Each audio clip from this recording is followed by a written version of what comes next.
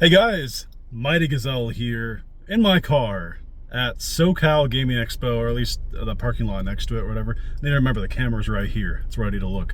Sorry if the lighting's all whack. I'm in a parking garage.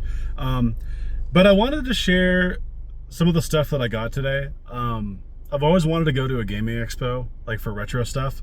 And I am a gamer, and I used to cover gaming more on my channel. I don't so much anymore. But there was a lot of things that I wanted to pick up today, and I wanted to try to get good deals. I wanted to trade some stuff in that I had, because I had a couple GameCube games that were kind of worth something that I used to reduce the prices and some of this stuff. By the way, if I look all sweaty and stuff, I was just walking through a convention with a bunch of other people for like 3 hours. So yeah, but I wanted to go through. I got 1, 2, 3, 4, 5, 6 games. Yeah, I'll just kind of give a brief story behind each of them. Very Pokemon themed. As you'll see, there's only one game of the 6 that's not Pokemon. I'm having a kick on Pokemon recently. I'm trying to get back to my nostalgia of certain games and whatnot.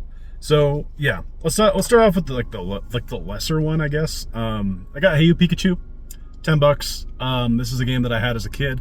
They did not have the microphone that goes with it, unfortunately, but that's fine. It was $10. I got it with this other game that I'll show last. So I got like a little bit knocked off. It was like $8 or whatever, so that was cool. But going into this, there was 2 games I really wanted to get. For those of you who've been watching my channel recently, you'll know that I did. Well, I'm gonna go back to it, but I'm doing a playthrough of Pokemon White, and I wanted to get it physical. Oops. So I got a copy of Pokemon White. It's a beautiful copy. It has all the card manual and stuff in it. So they were asking 125. I thought that was a little bit high, and I said, would you do 110? And so I got it for 110. Not bad at all. Before anyone thinks like, oh, Mighty's rich or something, I'm really not.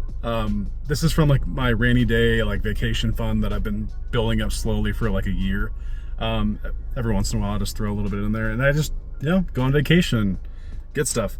This next game, it's very similar to that one. It's Pokemon White 2. I just realized, is this mirrored? No, I don't know. You'll be able to see it, but it says 220 on there.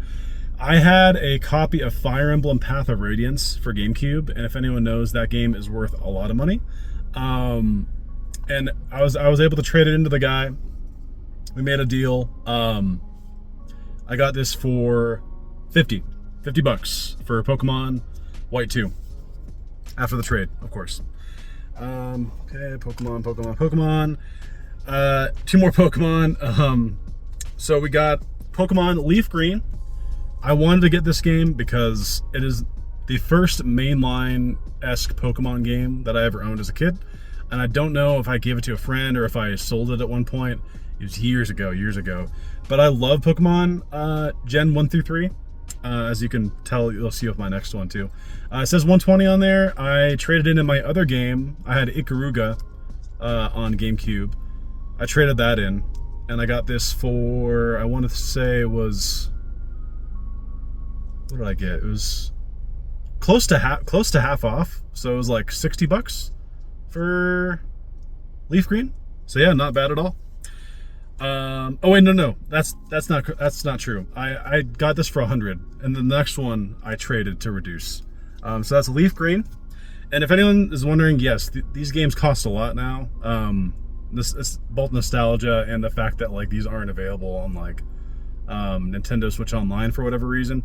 Even if they were, I'd still kind of want to own these just for my own personal collection, because this is my childhood, and I wanted to get it back into my life and be able to play it again.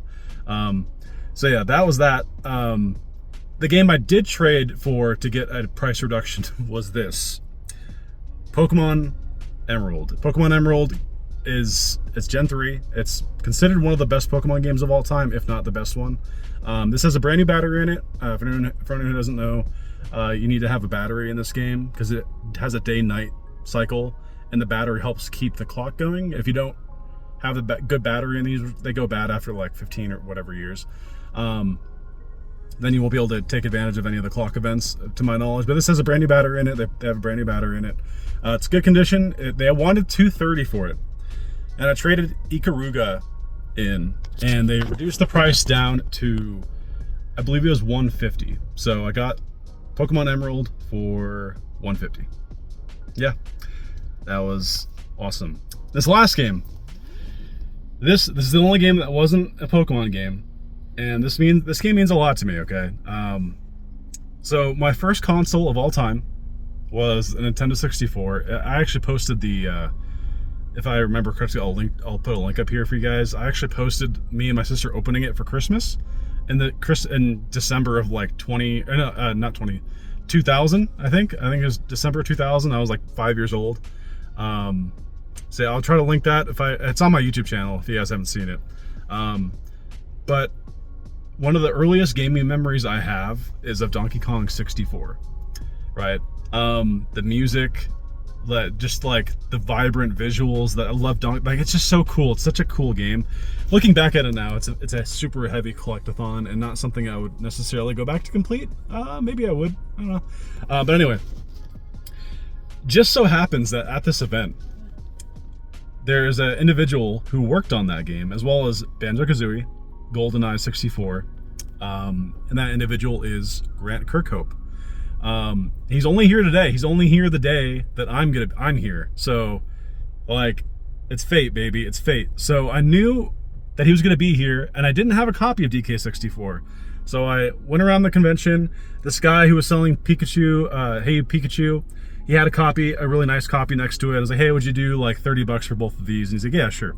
So I got a nice copy of DK64, met Grant Kirkhope, and I got it signed. And it says, okay. You know how DK is like in the game? When you start the game up, he says, you're okay. So that's really cool. Okay, Grant Kirkhope. Again, I think my video is like mirrored. I don't know. Oh wait, upside down. There you go. You'll see it. It's on a video. I can't tell. But yeah, so that was amazing. He composed the music for this game. He does the music. He did all the music for Banjo-Kazooie, Banjo-Tooie, GoldenEye 64. Just so many games of my childhood. He was the nicest guy, dude. He was asking me questions like where I'm from. Like, shook my hand. He seemed like just excited that I was like, you know, that when I walked up with this, you could tell like, oh, this guy is like a fan. So, super nice guy. I'll put the picture up with him and stuff. But yeah, that was my experience at Socal Gaming Expo. Really, really cool. Didn't cost much to go here for a day. It was, I think a ticket was like $40 for Friday. So not that bad. Spent a lot of money. But again, I had a lot saved up, and trades helped take the chunk out of some of the bigger ones. I'm very happy. Now I have every Pokemon generation playable in some form. I don't care to own both versions of each gen. Just one is fine. But White 1 and White 2 are different games. Just, you know, I wanted to have them both.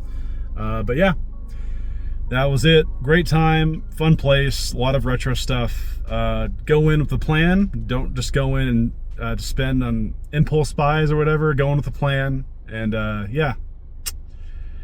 So I would have said beforehand I was going to be there, but I was like, I'll just be there for a day, for a few hours. I'm not going to make a big deal out of it. But yeah, hope you guys enjoyed my collection that I hold in.